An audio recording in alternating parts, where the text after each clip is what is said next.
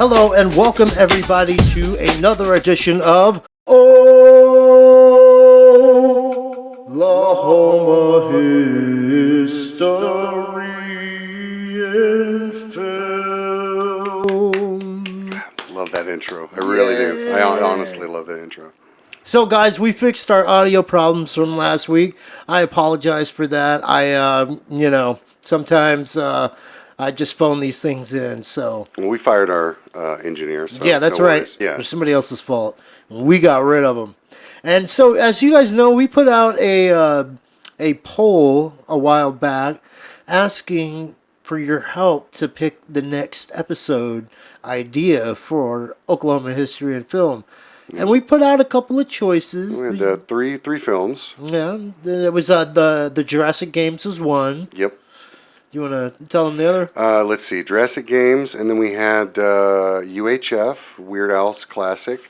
What was the third one? The Out of Exile. Oh, right. Yeah, Out of Exile. Yeah, I grabbed that just the other day. Yeah.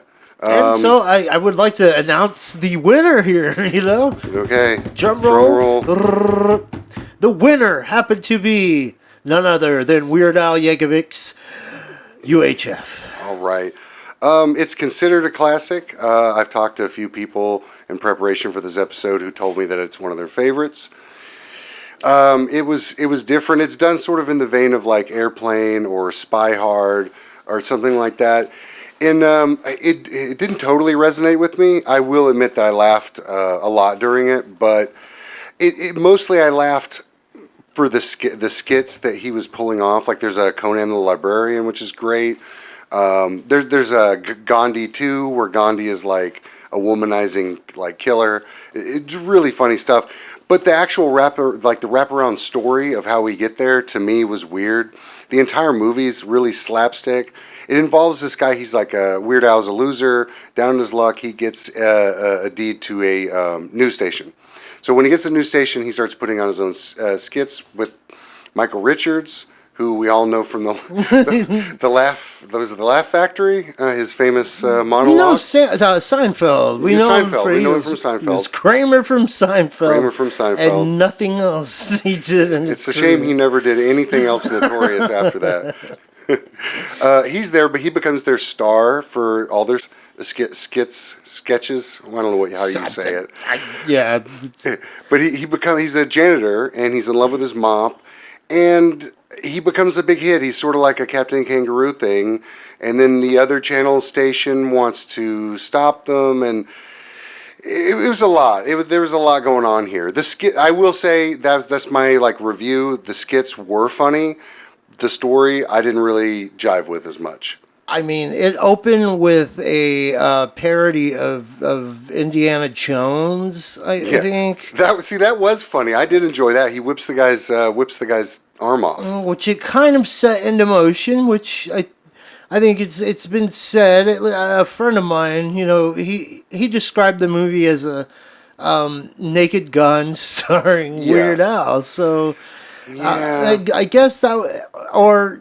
I don't know if it was nearly as funny as Naked Gun. No, those are like stupid, quote unquote, but those are still written well, if that makes sense. Like some people will be confused. How do you write something that's silly and nonsensical? How do you write that well? But if you watch those movies with Leslie Nielsen and the new one with who is that? Liam Neeson. Liam Neeson, yeah. Michael Collins himself. And that one is really funny, too, because it has a story. Even though the story is ridiculous, it still has kind of a story where I sort of felt like the Weird Al thing. The skits that he did were really funny, like you just mentioned, but the actual story itself it didn't flow for me. Yeah, no, it's kind of weird. Like, whenever those crazy things would happen, were those dream sequences sometimes? Yeah, but then when he was in the real world, silly stuff happened too. Like the lady grabs his cheek and pulls his cheek out and stuff. That's right. And that, to me, stuff like that, making the entire world silly and not just his skits and his fantasies, it made the actual funny stuff like Conan the Librarian, it made it somehow less funny, if that makes sense. I mean, and it also co-starred America's sweetheart, Victoria Jackson. Oh, yes, Victoria Jackson. Yeah, she's very well known around parts. just a very Former Saturday Night Live. stand-up lady. She's got a lot of great opinions Yeah, on fun things. politics. Yes, yes. A thing about UHF, I did notice a lot of Tulsa landmarks. I did notice that too. It is why we were covering it, of course, because it's a Tulsa filmed movie. It's the Oklahoma film, so it's included. I actually where the karate studio is actually a former workplace of mine. I used to the building that they shot that at is now a Welltown brewing place, but when I worked there, it was called a bar called Downtown Lounge. Shout out to Jake Thompson; he used to own that. But yeah, it was certainly a different look when it was called Downtown Lounge than this karate studio. That's for sure. It was night and day. Karate, you roll? Oh my God, you roll? Oh yeah. Oh man, I roll. Where do you roll at? Because over in Sand Springs, my guy won. Oh man. Oh man, and speaking of UHF, okay, so anyway, and it stars. Okay, so it stars a guy, a reporter, self-prescribed truth historian named Lee Raybon, and he kind of, Is that what his name was? I thought he was. Go ahead. Sorry, I didn't mean to derail you. Go on. Well, yeah, no, okay. I guess I didn't. So I was high, but UHF, the guy's name is Lee Raybon. He's a self-proclaimed true historian in Tulsa, and he goes around and he uncovers truths about Tulsa that a lot of powerful people wanted to keep under wraps. Right, like the other Channel 6 or Channel 8 or whatever. Is that what you're talking about? Like he wanted to shut Weird Al down for because he became the top selling thing. We may be bleeding over because I actually think we're talking about two different things now. It might be, but it sounds really familiar because I stayed up really late last night watching the show you're talking about, and it was really compelling. I actually stopped UHF for a while so I could finish this other one. I did too. I gotta admit, because we tried to do this the week that the premiere of the Lowdown came out. Yeah, and I don't know if we really we scheduled this right. No, but the fans wanted UHF, so we did watch it. You forced us to watch it. Yeah, you did, and we gave you a review of it. I mean, Fran Drescher was in it. Oh yeah, no, she's a very pretty lady. I like her a lot. President of SAG-AFTRA. Yes, very cool, capable woman. Yeah, she was in it. So and as well as Michael Hitchcock. We have Sienna East is in it. Cody Lightning. Tracy Letts. Another Tulsa star, Jeannie Triplehorn. Keith David is in it. Tim Blake Nelson. You think he's a poet, but actually he's like an investigator or something, right? Yes. And he grabs Weird Al and he gets Weird Al out of that trunk. And man, I was panicking when Weird Al's in that trunk and he's going, "Let me out!" He got captured by a couple of was those skinheads? Skinheads, Tulsa skinheads, with the worst hair, kind. with hair, yeah. Yeah. Okay, you know what, guys? I think we are getting all over the place. I think we are actually talking about the Lowdown again. The Lowdown is topical right now. It's really putting us on the map. We were talking about the Jimmy Kimmel thing, which was fantastic. He was on Jimmy Kimmel. Tulsans didn't see it, of course. Yeah. But he was talking about Tulsa. Gattaca was, Ethan Hawke, and he was really putting over Tulsa. And I got to say, I don't usually mark out for stuff like that, but I did kind of mark out for it. And I feel like, no disrespect to UHF and Weird Al, but I feel like we need to go ahead and just make an executive decision to switch this episode to the Lowdown. Yeah, I think we cover both of them. Listen, you know what? Well, how about this for our one fan at home sitting and listening to this? How about we just get back to you on UHF at a later date, and let's just go ahead and talk about the Lowdown, because this is an exciting thing. It's happening in our hometown of Tulsa, Oklahoma, and truth be told, I actually did get to work on it. Well, you I always tell am, me about what you're working on, but a lot of times I'm like, I'm busy, or I don't give a crap, or I just blow you off. I'm like, who is this loser? Text me. But no, so you may have sent me pictures from this, but I didn't know, because you don't usually tell me exactly what it is. You just tell me like if you meet somebody famous or yeah, something. and I purposely try to stay in the dark a lot. I mean, if you've ever worked on a production, they hand out the scripts in the beginning of the day, let you know kind of what's going on, what to expect. But I purposely always stay in the dark and never look at things. Besides, I think it's out of my pay grade. I'm a production assistant. I make people lunches. So I'm a glorified lunch lady on the sets. I make sure everybody's fed. I hand out the waters, and you know what? It might not sound like a big deal, but it really is. Like you need everybody is useful on set, and I've learned not to just like sell yourself short, no matter how big or small you are on set. You are important. Yeah, no, I definitely get that. It's like every cog here. I was on set for something. I don't know what it was. You invited me to once for like a bar scene, and I got to see firsthand because I don't do this very often or anything. I've only been in a couple of little things like that in the background, but really get a taste of what they're doing here in Oklahoma. I mean, this is a full production. There's whole people there. There's machines. There's microphones. There's it's a serious deal, and that's why I hope people that were listening to the Jimmy Kimmel Show with Ethan Hawke, I hope they kind of understand. Yeah, it's not just you could film a movie anywhere, but now they're actually starting to film stuff a lot, and it's not just Atlanta anymore. And I did, yeah, like I said, I didn't think I'd mark out for it, but I did kind of mark out for it. And I didn't think I would really like this show either. I thought, well, I'll watch it because it's in Tulsa or whatever. But it surprised me. It was really compelling. I liked Ethan Hawke. I liked him because I didn't like his character.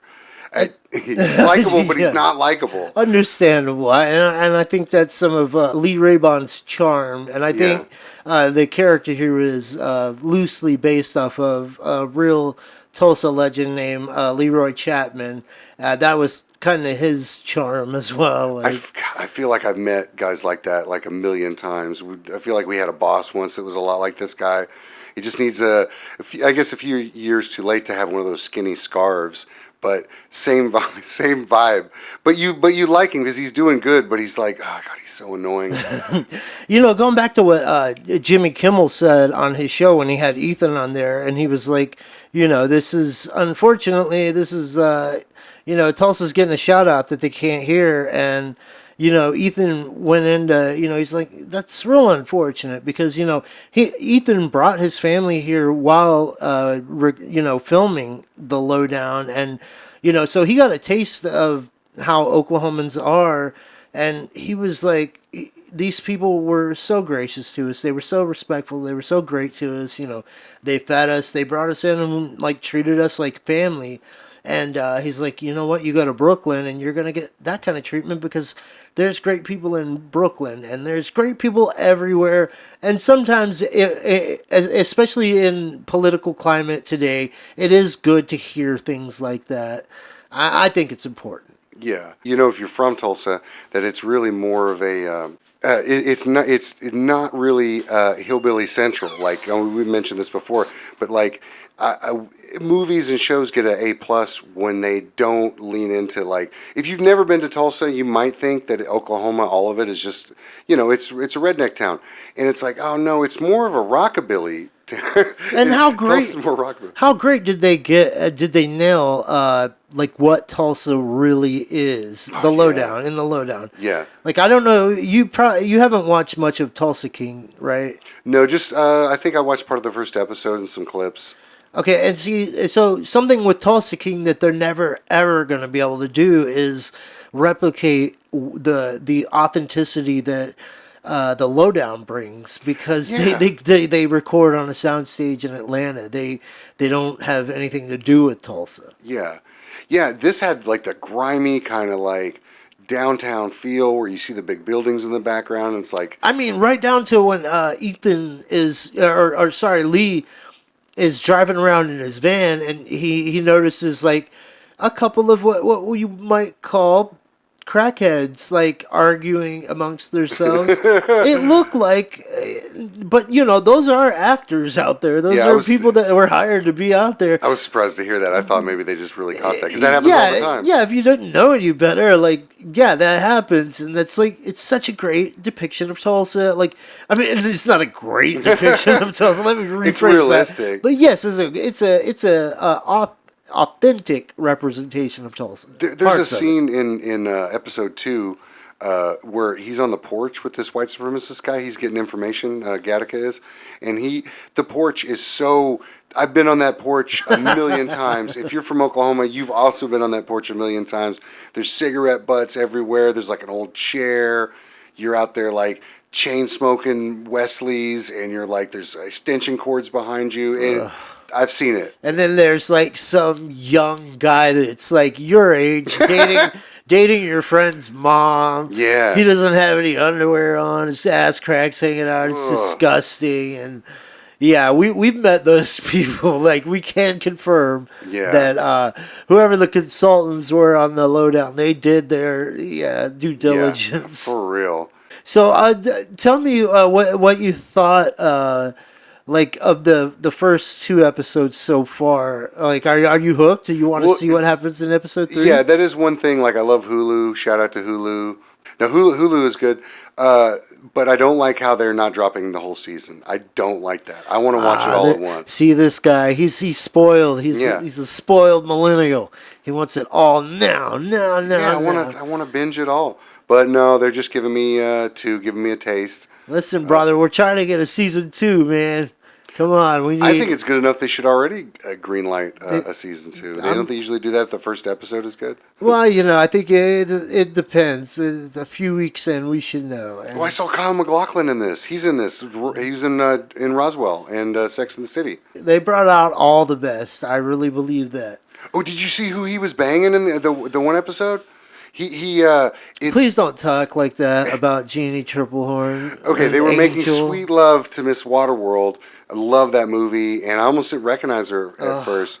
But she's in this. There's a lot of good actors in this. Spawn is in this. Goliath from Gargoyles is in this. Jeannie is an absolute angel. I do not care how they portray Betty Jo in this.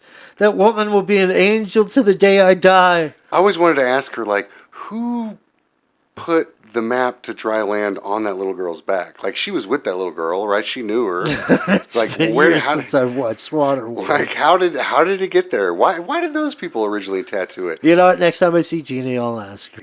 So this show definitely had a Tulsa feel. It was fun. One of the first things I thought was my uncle would have really loved this. Would have really loved it. He probably would have just called me up and been like, "Dude, have you heard about this show set in Tulsa?" Yeah, of course. I love it, and I love that.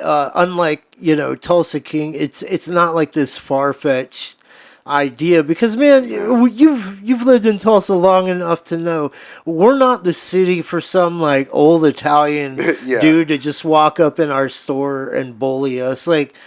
I'm sorry, I don't care what Taylor Sheridan thinks that happens in Tulsa, but I guarantee you, Sylvester Stallone, Dwight Manfredi would have had his ass jumped, and ambulance would have been coming picking his old ass up off the ground if he tried that shit at any dispensary that I frequent at any time. Amen. When I saw that scene, it's what if I'm in line and I'm there to get my syrups and who is this?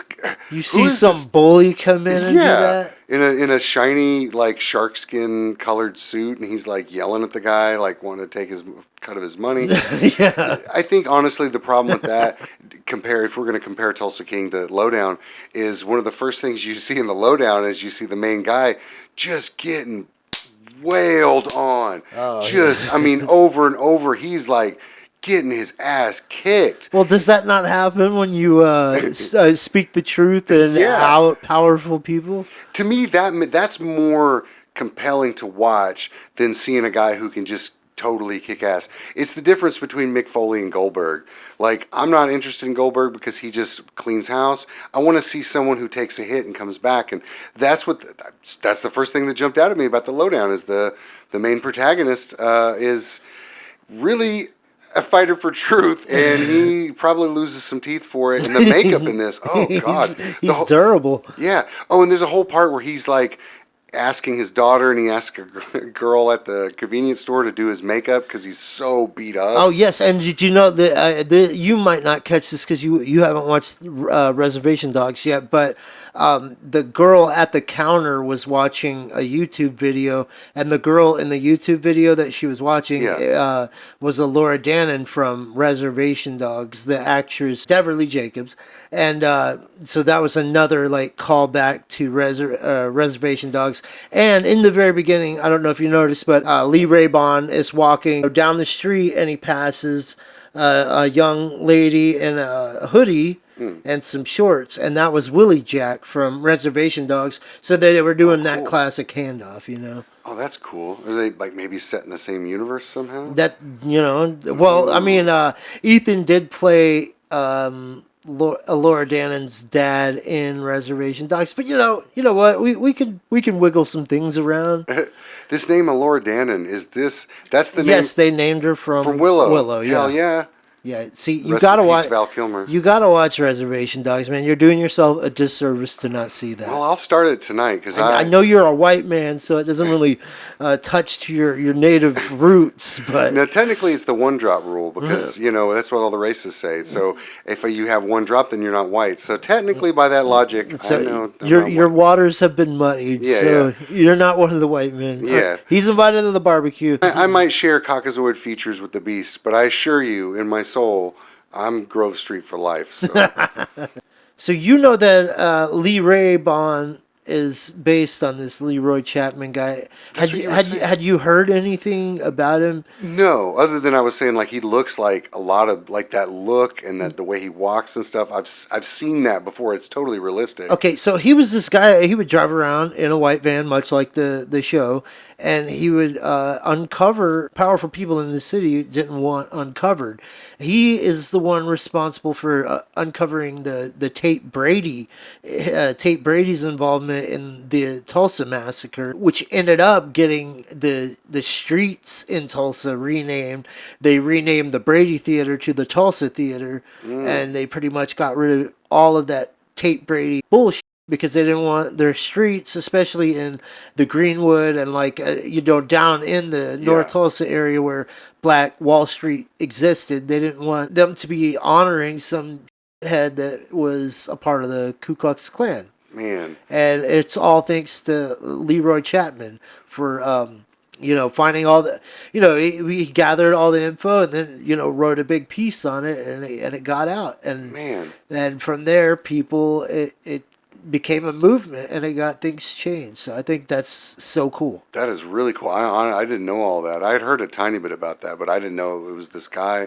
I didn't know that the Ethan Hawke's character was like based on this. I'm going to YouTube this afterwards. Great. And granted, I want people to know it's loosely based on it because, there are some situations in the show where, it's a little too crazy for reality, but at the heart, we're all thinking about Leroy Chapman with this. Man, I want to say so far in the first two episodes, the MVP, in my opinion, is the Killer Native guys. Yes. I want to see that roster expand. Cousin Wayne and Waylon and some. We're killers. Yes. We killed people, man. The Deadly Natives, are they dangerous? You think they're called the Deadly Natives? I thought you hated the Deadly Natives. It's like, yeah, we're ops, but yeah, we're family. And then they burn the car and shoot a rap video. Yeah, they film it and what are you doing? He told you to be discreet. And they get 300 views on their YouTube, and they're like, we're getting out of the res on this one. Yeah, and I love how when Ethan Hawke he's being grabbed and he's screaming as loud as he can, no, and they're stuffing him in the trunk. Now, as a man that's been, let's say, physically removed from one place to another against my will, I could tell you, he played that very well because that's how the screams really sound. Oh man, yeah, but the Killer Native, he was in there playing like Xbox or whatever. Oh, and I love he's talking to him. He's like, "I'm at work right now." You're probably like 12 years old. He's bragging about being at work while his boss is getting stuffed in a trunk. The very thing that he was hired to prevent.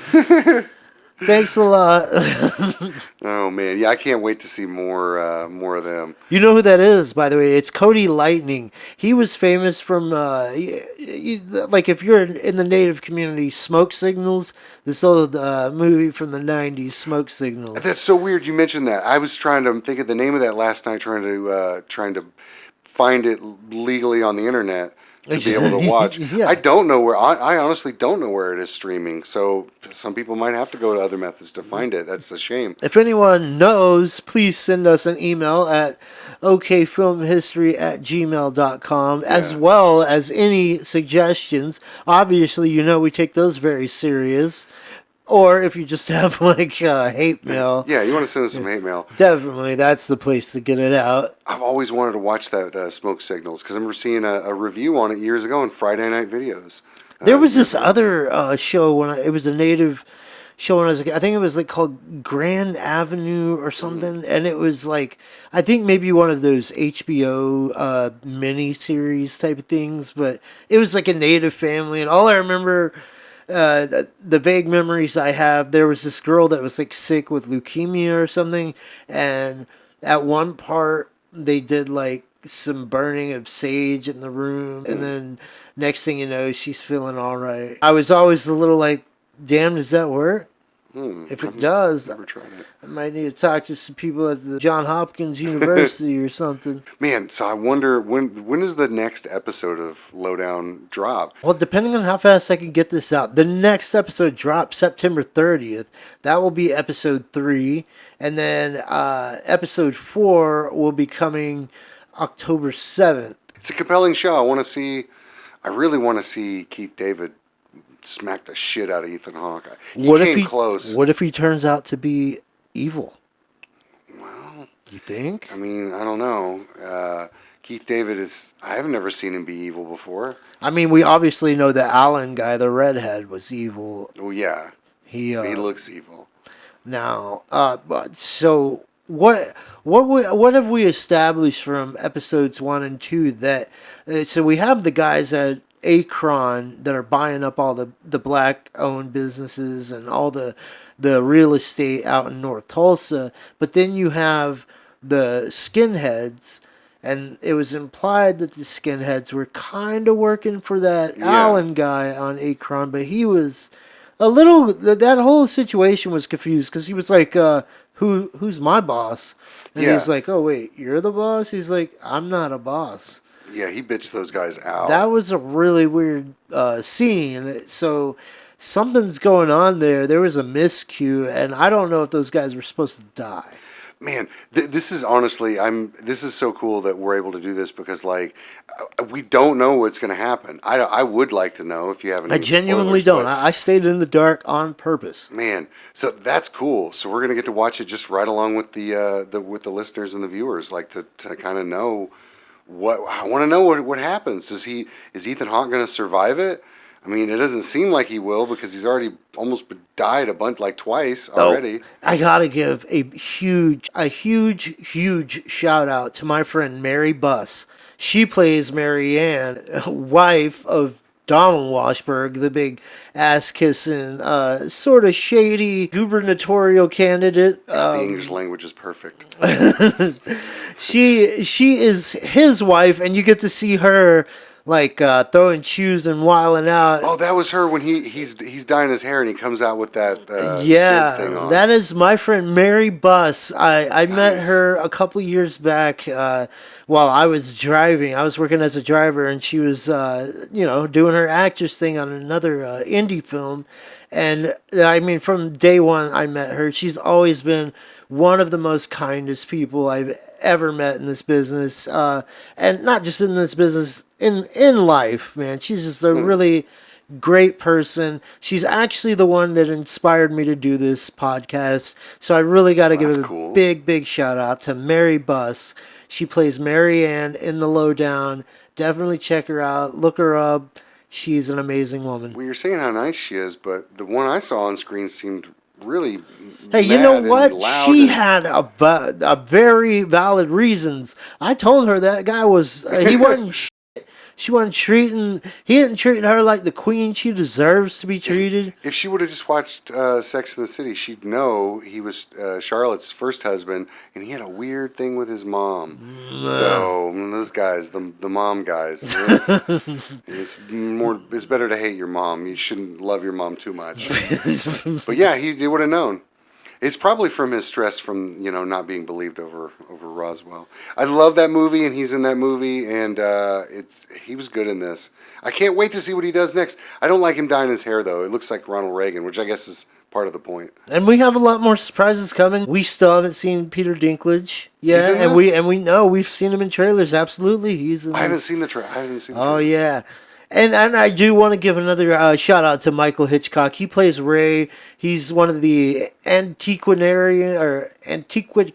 How do you say that? Oh, is he the cool gay dude that has the bow tie? Absolutely, he Oh, yeah. is.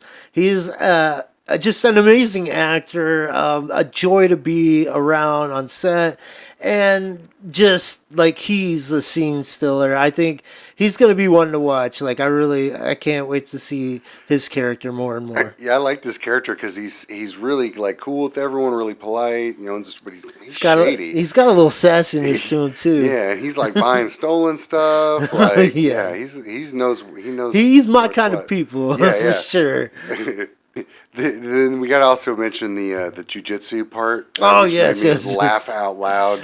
So Lee goes to meet up with his ex and his daughter, and they're with her new man Johnny, and so he rolls up, and this is First after he's got to walk through very impolitely. He's got to stumble through a bunch of women doing yoga in the park instead of going around them. my friend Diane Haney was one of those yoga people, by the way. He's like, "I'm Diane sorry." Shredder. Oh, cool. He walks to there, and he's got makeup all over his face from that tutorial that he paid way too much for, and the sunglasses, and introduces himself to Johnny. And go ahead, tell him about it. Yeah, he's like, man, what happened? He goes to hug him, and he's like all sore, and he's like, oh, well, I got a black guy from jujitsu. He's like, you roll, bro, you roll. Yeah. He's like, where? He's like, out at Sand Springs. He's like, that's my guy Juan. You know Juan. He's like, I train with the guy that he trains Juan. He's like, Juan's like 74 years old. Yeah, he's like, who's training him? He's like, well, this guy's 84. So it's real. That part was probably the funniest, weirdest part in the show. As somebody that rolls, it's funny because I guess like jiu-jitsu's becoming so open and mainstream that you're gonna run into a guy and you're gonna make up this bullshit excuse, and sure enough it's gonna backfire because that guy does jiu-jitsu as well. That's so smart too, because like in my way of thinking, like because you've been involved in MMA stuff and training and stuff, but like for me, it's like, well, back in the day when UFC was first coming out, nobody knew. You'd have to explain it to people. Nobody knew what any of that was. Exactly. They'd be like, wrestling, what? Yeah, like Hulk Hogan. It's like, no, it's not like that. It's like grappling and striking. But now it's like the same with Ethan Hawke's character. He's probably just kind of like me. He thinks of it as, well, it's more fringe, so he can mention it, and no one's going to know jujitsu. But it's like he knew exactly where it was. It's become so popular. And he doesn't strike me as a guy that watches a lot of sports or anything. Yeah. So, he's very on the outs on that. He only listens to NPR kind of vibes. I'm trying to think of how episode 2 ended. Well, it ended with him and Keith David almost whipping that ass. Oh, in the parking yeah, that's lot. right. He told really... him he's a phony or whatever. Well, you say to a black man, you call him a sellout. Like, that's some touchy stuff to be saying to a black man that's been through a lot. Yeah, Marty didn't take too kindly to that and grabs him by his shirt and says, you self-righteous cracker, you got a lot of nerve, and pushes him back. He's lucky he didn't give him the old Roddy Piper in the alleyway. You're exactly right. He taught me that there's a couple of sacred things in this world. One of them is you never touch another man's fries. If you remember that, you'll live a long and healthy life. So, words to live by for sure. I got to give a shout out to my boy Johnny Polygon. He played the preacher Tyrell in this, and it was so with the cool cool. hair with like the streak in his hair? Yeah. Oh, yeah. Johnny Polygon. He's an Oklahoma artist who he made it big by being on Nas's album around the time that Obama won, or Yeah. became president. He had Good this. old days. Yes, sir. The good old days. And back when he had that song, Yes, We Can Change the World. But he was on a Nas album. It was amazing. cool. He's been in Grand Theft Auto, video games. His Really? songs have been in Grand Theft Auto video games. Okay, well, and that's to me. That's like honestly, all jokes aside, that is impressive because I consider the Grand Theft Auto series as like they're top shelf. So if you were in that, yeah, that's cool. Well, he's just he's adding to his resume of awesomeness. He's done after Grand Theft Auto. That's the top of the mountain, bro. Well, I get it. Everything joke. now is just icing on the cake now. Yeah. But it was amazing to see him. Another Oklahoma artist, Ken Pomeroy. She was in this. She played the daughter of Jeannie Triplehorn. I'm so excited to see the rest of this season. And I hope there are many more seasons to come. I do hope this series is picked up. I'm so proud of everybody that worked on it. People don't know this, but the people that worked on this, like people that sacked lunches, are respected filmmakers. But that's the kind of crew that Sterling has surrounded himself with. He surrounded himself with geniuses that are doing jobs just because they want to be a part of it and help. And I can't say enough great things about the crew of the Lowdown. Yeah, you think of like for me, just watching as a fan, like I get to see, like I don't know all the behind the scenes stuff. I'm just learning it like from the stuff you're telling me and all this hard work that went into it. It's like I kind of feel like I haven't seen the rest of the season, just 2 episodes, but all that hard work seems like it came together pretty good. Like, I mean, that's a lot of hours and a lot of sweat. It came out to make something really fun. Like, we're getting excited talking about it. Like, I'm marked out and wanting to see the next episodes. Oh, speaking of that, how many episodes are total in this season? We're going to have 8 this first season. And, Cool. hopefully we get that call soon that they're going to order more. Well, I hope so if we keep watching them and stuff. Yeah. And definitely, everyone at home, watch on FX Networks or Hulu or Disney on Hulu. You can catch the Lowdown right there. I turned on my smart TV and the little built-in Roku thing came on, and there was an advertisement for this there. And it's like, oh, you could see some of the buildings in the background. Just really cool, really kind of fun. I like that there's something topical. It's current right now happening that involves the place I was born in. And it's more Tulsa than Tulsa King could ever dream. Yeah. Although if the 2 characters fought, Sylvester Stallone's character, obviously, it would be like the Joker getting beat up. He would just take it and just laugh, covered in blood. Jesus, sadly, but in reality, Sly is about 84 and a half years old, and he can't take a lot of Oklahoma heat. So depending on where they fight, I might give Ethan the edge. Yeah. Guys, we're sorry we didn't give you the UHF review that you deserved. But, things come up, and sometimes more important things come up, and we got to talk about them first. Yeah. And that's what happened here with the Lowdown. And no disrespect to Weird Al. I understand it's pretty hard to make a movie. I've never made one. So shout out to him. And, when I was a kid, I had his Jurassic Park album, Weird Al Palooza. So I can't totally fault him, but it just honestly, like, this show came out and this was really fun and we were excited about this and not as excited for UHF. So no disrespect if you love this movie, it's your favorite movie. Yeah. We did watch it, I laughed. We did. I'm not going to say it was bad, but just it wasn't as compelling as Ethan Hawke getting beat up. But we will, we might revisit it somewhere down the line. And guys, we are going to have guests in the very near future. I'm not going to tell you who it is. Is it Weird Al? God damn it. He's not going to like that we didn't fully cover his movie. All right, it was Weird Al, but we're going to have other guests too, though. But I'm not going to tell you who those are. We're just going to throw them in here whenever. The one guy that listens to this is going to love it. Well, our whole show is made up with me, your co-host, Christopher Coldthorne, and my co-host, Christopher Gazaway. yeah, and you, the one listener. So there's only 3 people. Us 3 make it happen. Yeah. So thank you so much for listening again. Cawthon, do you have any parting words? Just watch the show so you can know what we're talking about, because it's fun. A lot of times I've missed shows, like, dang it, I always regret missing when Melrose Place first aired. You know, I didn't get to jump on it till later, and it's like, God, I just missed so much of it. So now I'm getting to actually jump like when it's on, when people are watching it.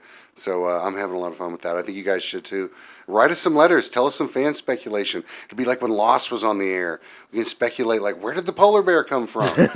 Yes. All right, guys. Thank you so much for listening. And we will be back next week for another brand new episode of Oklahoma History and Film. I thought you were about to sing that last part.